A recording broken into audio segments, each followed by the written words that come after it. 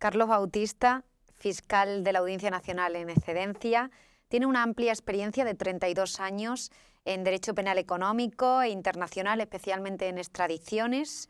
Ha estado al frente de causas que han marcado un antes y un después, como el caso Faisán, el 11M, los asesinatos de ETA. Pero también ha sido, hasta hace poco menos de un mes, fiscal coordinador de Vigilancia Penitenciaria en la Audiencia Nacional. El mismo que hasta ahora se oponía a la libertad de los etarras, a la solicitud del tercer grado, siempre y cuando no estuviesen arrepentidos. No puedo no preguntarle por la última propuesta del Gobierno para beneficiar a etarras, que se suma a la última cesión, a su última cesión como las competencias e instituciones penitenciarias al País Vasco. ¿Qué le parece esta ley? A ver, la ley parece ser una actualización de la transposición que en su día se hizo de una directiva europea.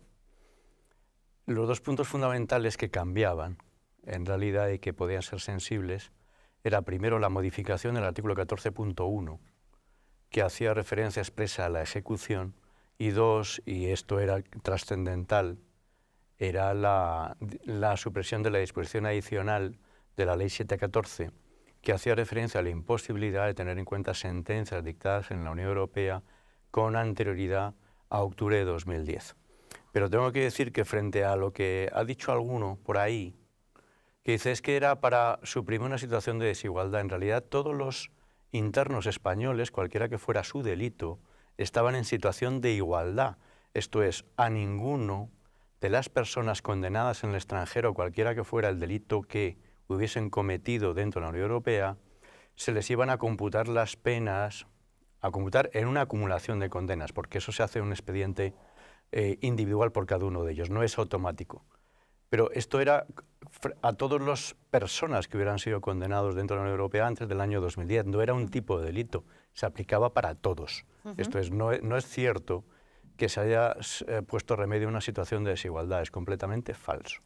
Y también es falso que fuese algo que tenía que cambiar sí o sí, ya que Europa sí que había avalado esa disposición que ya había sido adaptado en el gobierno de Mariano Rajoy. Por tanto, esa es la excusa que ponen por parte del Ejecutivo de Pedro Sánchez para ceder una vez más a sus socios a Bildu. A ver, yo simplemente respondo con independencia de cómo sea la pregunta. Quiero decir, de una manera aséptica. El Tribunal Europeo de Derechos Humanos ya había desestimado una demanda frente al Reino de España en ese sentido. Es decir, claro.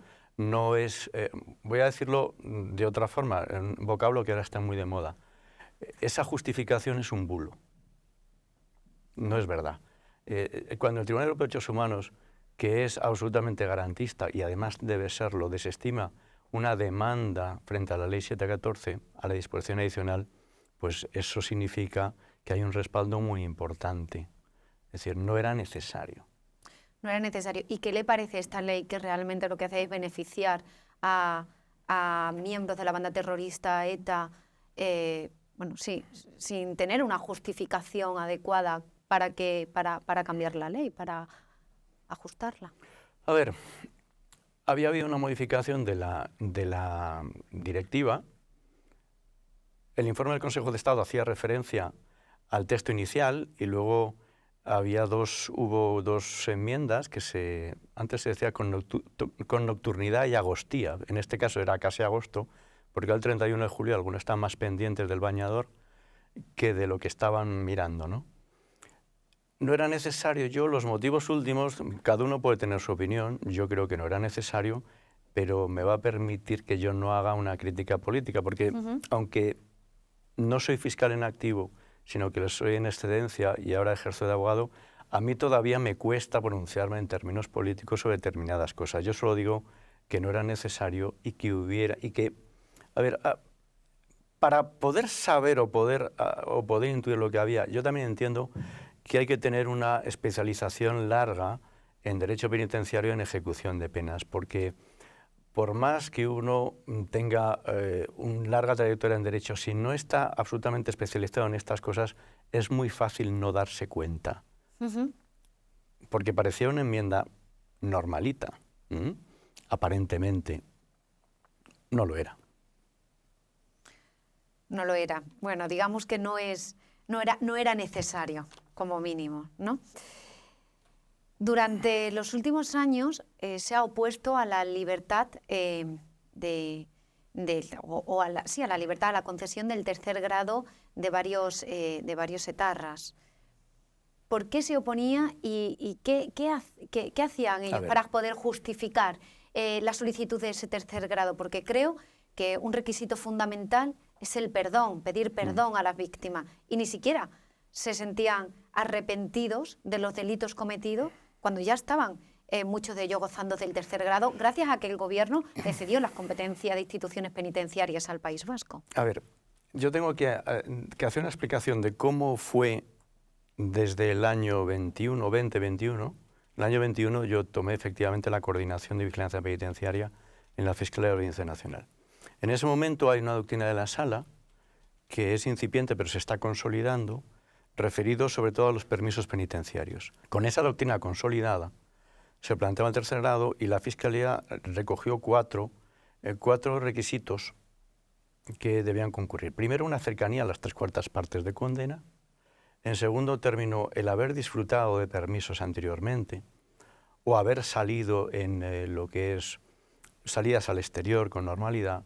Tercero, un compromiso de pago de responsabilidad civil. Y cuarto, la solicitud de perdón. Eso es por lo que hubo entre los años 2021 a 2023 toda una racha de recursos. Pero desde luego no era por personalizar ni por, digamos, intentar ajustar cuentas con una serie de presos o internos, sino simplemente por entender que había unos artículos de la Ley Orgánica General Penitenciaria, el 72 apartados 5 y 6, que había que cumplir. La Sala de nuevo respalda. ¿Qué es lo que ha cambiado del 23 al 24? Hasta que septiembre del 24, que yo he estado, como quien dice, hasta anteayer en Fiscalía. Pues que los escritos sí hacen, y no puedo decir ni nombres concretos ni personas concretas, porque sigo teniendo deber de sigilo con lo que respecto a lo que he conocido, sí que puedo decir que los escritos ya eran concretos. Eso es lo que esto es, que esa contienda jurídica, esa disputa jurídica, hay que decirlo bien alto, la ha ganado la Fiscalía de la Audiencia Nacional y en conjunto la Fiscalía Española. Pero es cierto que en los asuntos que se encargaban de las causas perdidas de ETA había varios fiscales, hasta hace unos meses estaba usted. También había otros compañeros que han decidido cambiarse dentro de la Fiscalía. ¿Cree que ahora, bueno, a mi juicio, creo que con estos cambios la Audiencia Nacional sí que pierde bastante? Y en concreto todos los españoles, porque sí que erais fiscales que luchabais hasta el final. Pero ¿cree que va a cambiar de postura la Fiscalía con respecto a la contundencia con la que ahora sí que se estaba pronunciando de no ceder ni un milímetro a los presos de ETA, en beneficio a los presos de ETA? Los dos últimos que ha habido, después de que yo me haya ido, por lo menos sé respecto a uno de ellos, que se cumplían todas las condiciones, porque además antes de verano yo ya tenía noticias. El otro, pues la verdad es que realmente no lo sé. Pero fíjese una cosa. No sería muy inteligente el que nada más abandonar una persona al Ministerio Fiscal se hiciese todo lo contrario. Y yo no creo que eso vaya a ser, sino que se quedaron 4 elementos muy claros.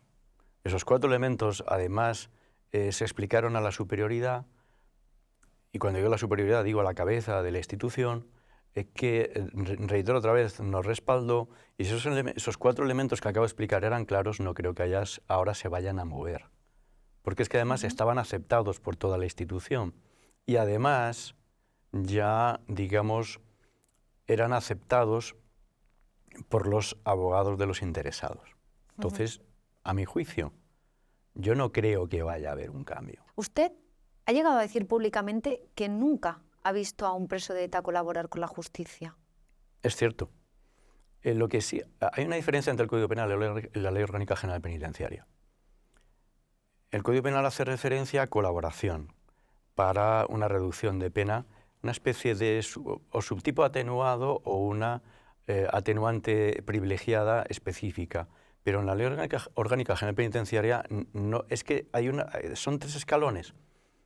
Primero el arrepentimiento. En defecto del arrepentimiento, primero la colaboración. En defecto de la colaboración, el arrepentimiento, y en su defecto un informe de instituciones penitenciarias.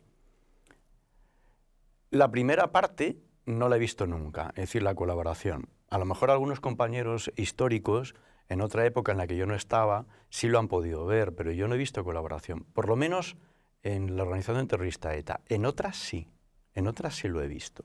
Pero en lo que es ETA jamás he visto colaboración.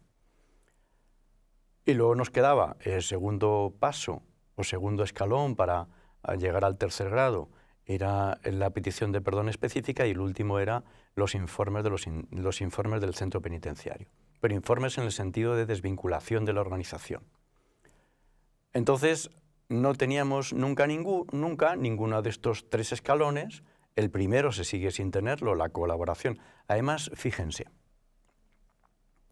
ahora, con esta reforma en la cual las condenas impuestas en el extranjero van a poder ser incluidas en un expediente de acumulación de condenas del artículo 988 de la Ley de Enjuiciamiento Criminal, por así decirlo, no va a tener consecuencia punitiva alguna el que las personas que han intervenido en determinados hechos criminales, pues digan, sí, yo sé cómo se hizo, sí intervine y pasó de esta forma, sobre todo porque además habrán pasado los 20 años de prescripción.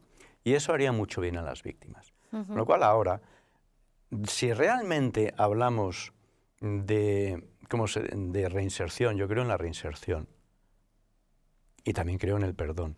Pero para el perdón, incluso en lo que es en derecho penal, es necesario que alguien haga algo de su parte. Es decir, no es simplemente yo vuelvo a mi casa, me reinserto y me guardo todo lo que sé, sino que para que todo el mundo descanse, todos descansen, las víctimas descansen, sería preciso, ya que no colaboraste en su día, ahora que no va a tener consecuencias penales, por lo menos di lo que sabes.